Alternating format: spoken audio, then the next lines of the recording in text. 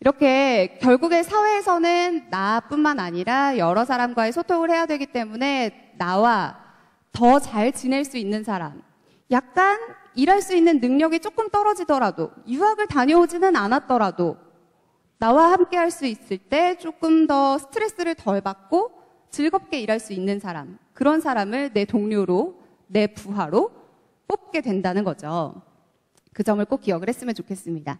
자, 그렇다면 이 인터뷰 상황이 왔을 때 여러분들은 어떻게 이야기를 해야 인터뷰를 잘 했다, 나를 잘 보여줬다 라고 이야기를 할 수 있을까요?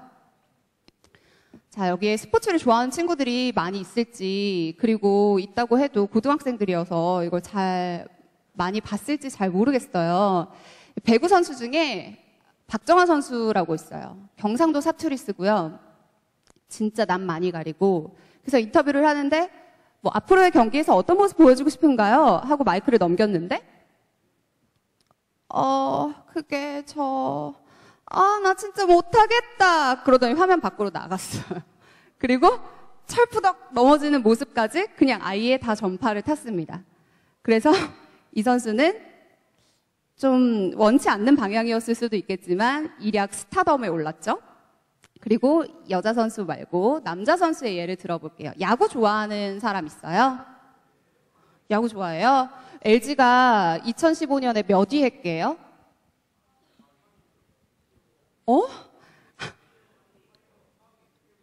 2015년에 9위 했어요. 10개 팀 가운데 9위 했어요. 성적이 좋지가 않겠죠. 성적이 좋지가 않다 보니까 뭐 한 경기 이기고 나서 인터뷰를 했는데 뭐 마냥 웃을 수만은 없는 상황이었던 거죠. 그래서 여자 아나운서가 뭐 오늘 결승타를 쳤는데 기분이 어땠나요? 물어봤는데 어땠냐고요? 질문 되게 난해하다. 좋았어요. 이렇게 대답했어요. 못됐죠. 근데 그렇게 대답하고 나서 근데 우리 팀 사정이 이렇고 저렇고 그래서 사실 아까 그렇게 얘기한 건데요. 그만큼 제가 웃지 못한다는 건 책임감을 느끼고 있다는 얘기고요. 그러니까 다음 경기부터 더 열심히 하겠습니다. 이렇게 해서 상황을 잘 마무리하고 인터뷰를 끝맺었습니다. 이 두 선수의 공통점이 있죠. 박정환 선수는 쑥스러움이 많아서 인터뷰를 정말 어떻게 남들이 보면 못했다라고 할 수도 있고, 박용택 선수는 짓궂다 싶을 정도로 오히려 인터뷰하는 아나운서를 쥐락펴락하면서 인터뷰를 했죠. 상당히 달라 보이지만 두 사람 모두 본인 있는 그대로의 모습을 보여줬기 때문에 저는 이 두 사람 모두 좋은 인터뷰를 했다라고 이야기를 하고 싶습니다. 저는 제 이야기를 또 예시로 한번 들고 싶은데요. 스포츠 아나운서로 제가 면접을 보러 갔는데 몇 명이 오냐면요. 2,900명, 뭐 적게 오면 1,900명 이 정도가 아나운서 시험에 한 번 보는데 응시를 해요. 그리고 나면 한 명이나 두 명을 뽑습니다. 자랑하는 건 아니었는데요. 근데 이게 보면 1,900명이라고 생각해봐요. 우리가 지금 여기 있는 인원이 제가 봤을 때는 한 400명 정도 되는 것 같은데, 그러면 여기에 4배가 되는 거예요. 그러면 그 4배가 되는 사람들을, 그 면접관들은 하루에 다 보는 거죠. 나를 기억할 수 있을까요? 그 틈바구니에서 기억되지 않으면 나는 30초 만에 그냥 잊히는 인물이 되는 거예요. 그래서 제가 선택한 방법은 청바지에 흰 운동화, 그 반스 그거 있죠, 슬리본. 그거 신고 청바지 입고 흰 남방 입고 시험을 보러 갔습니다. 그래서 제가 무대에 올라와서 이렇게 딱 섰는데 면접관이 FD 말고 그랬어요.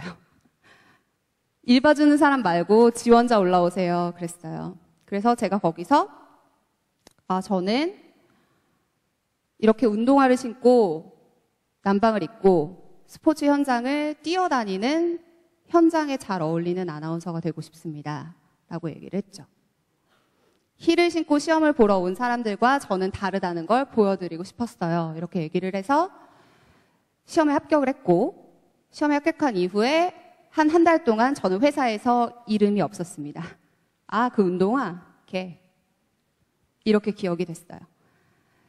정말 간절한 상황이라면 꼭 이렇게 언어적인 측면이 아니라 여러분이 표현할 수 있는 다른 무언가로 내가 어떤 사람인지를 표현하는 방법도 분명히 있다는 거죠. 이 부분에 대한 얘기를 해주고 싶었어요. 자, 그리고 보면 어딜 가든 자기소개 하잖아요. 제가 질문 하나 하고 싶은데 자기소개 시키면 자기소개 어떻게 해요? 어떻게 해요? 한 명만 저 도와주면 안 돼요? 아까 전남회고? 저도 좀 도와주세요. 자기소개 어떻게 해요?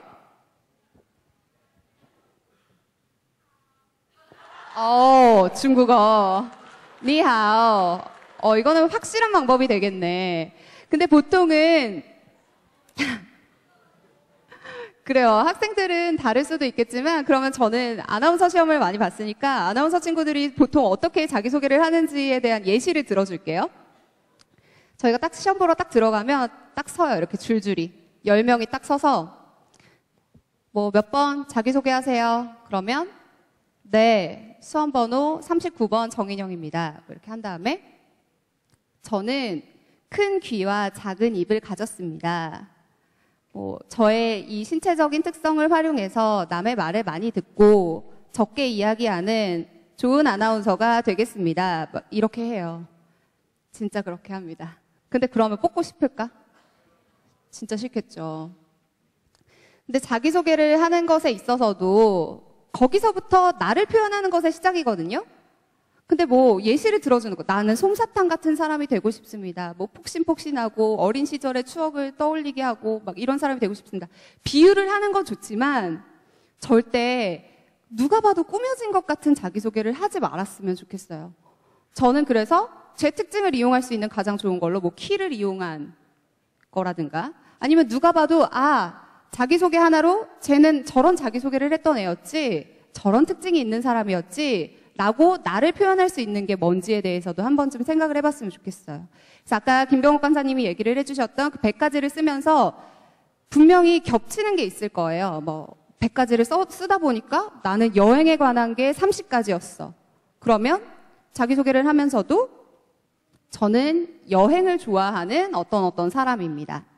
왜냐하면 제가 100가지를 써봤는데요. 그중에 30가지가 여행에 관련된 거였고요. 그래서 저는 그 30번의 여행을 하기 위해서 10년 후 계획, 5년 후 계획, 이렇게 단기적인, 장기적인 계획을 세우고 있습니다. 그 목표를 세우는 데 있어서 이 취업이 도움이 될 것 같습니다. 이런 식으로 자기소개를 한다든가.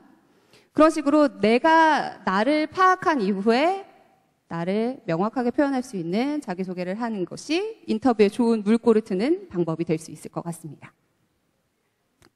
그리고 저는 이런 예시를 무한도전에서도 많이 봤는데요. 식스맨 난리 났었잖아요. 그쵸? 결국엔 광희가 뽑혔는데 광희 어때요? 좋아? 재미가 없어요. 이게 남녀가 갈리는구나. 보통 여자들은 광희가 잘하고 있다, 좋다라고 얘기를 하고 남학생들은 광희 별로다라고 얘기하고 있는 것 같은데 맞아요? 그쵸. 그래요. 근데 보면, 장동민이 아깝다고 얘기하는 사람들이 있어. 보면, 광희와 장동민이 식스맨의 그 경연에 참가를 하면서 가장 달랐던 부분이 뭐라고 보세요? 성격이 진짜 달랐잖아요. 광희는 막 질러놓고, 어떡하지? 나 이러면 또 악플 달릴 텐데, 어떡해요, 형! 막 이러고. 장동민 씨는 오히려 박명수 씨한테도 막 호통을 치면서 내가 나 하고 싶은 대로 할 거야. 나 여기 들어오면 다 뒤집어 엎을 거야. 막 이랬잖아요. 그게 바로 자신감의 차이고 그게 개성의 차이를 만들었고 본인의 차이를 만들었던 거죠. 그렇기 때문에 사람들이 장동민이 들어왔으면 더 잘하지 않았을까라는 얘기를 하는 게 아닐까 싶은데요. 저는 이 무한도전의 예시도 있지만 박진영 씨 있잖아요. K-팝 스타 5가 시작했습니다. 이번 주에 봤어요? 봤어요? K-팝 스타를 보면 박진영 심사위원이 밥 먹듯이 하는 얘기가 뭐죠? 그거 말고. 그래, 맞아. 누구야? 말하듯이. 맞아요. 말하듯이 불러라, 노래를. 그리고 내 얘기를 전하듯이 노래를 불러라. 라고 밥 먹듯이 얘기를 하죠. 그쵸. 노래도 오디션이잖아요. 인터뷰고. 그거랑 마찬가지로 여러분도 이야기를 하듯이, 내 이야기를 하듯이, 내 이야기를 하듯이가 아니죠. 실제로 내 이야기를 하면 됩니다. 정해진 걸 읊듯이가 아니라 실제로 내 이야기를 들려주고 상대의 얘기를 궁금해하는 그런 사람이 되었으면 좋겠어요. 네, 요즘 불통의 시대라고 얘기를 합니다. 지금 제가 이렇게 얘기를 하고 있지만 잠을 자고 있는 친구들도 있고 휴대전화를 보고 있는 친구들도 있고 요즘은 전 커피숍에 자주 가는데요. 커피숍 가면 제일 신기한 광경이 그거예요. 한 5명이 이렇게 둘러 앉아가지고 커피 시켜놓고 다리 이렇게 턱 올리고 다 핸드폰해요. 그쵸? 대화 안 하잖아요.